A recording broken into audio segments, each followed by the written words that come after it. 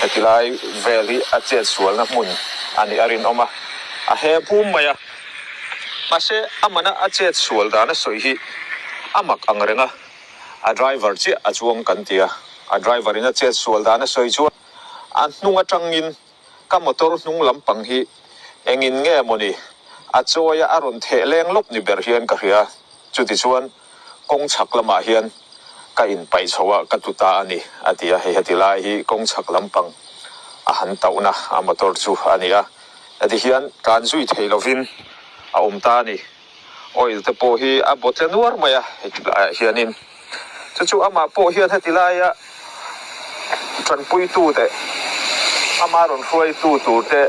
a pel fiat te po aniang lo nga reng kha nuam ati bik chi alowa chu wang chuanin wai me huai tu ten khuwa rang takin an huai luta a chan chu hetilaya khatiang rin lo deuh maya motor nung a choi mo ti tura a nung lam anin choi thuta kong chak lama anin pai dor kha chu nom lo ve deuh tur ania ti chuan hetilaya ma ni chawa a thian te an ma ni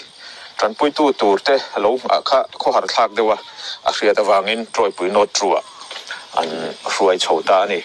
hay kan hrianga hetilai hianin chet sualna a thleng jing khop maya a kho then om te po an ha viawa ni sana chet sualna a thlen po hian wai me te bok an ron che chuak le a tran pui ngai an ome lir thei a che sual le ta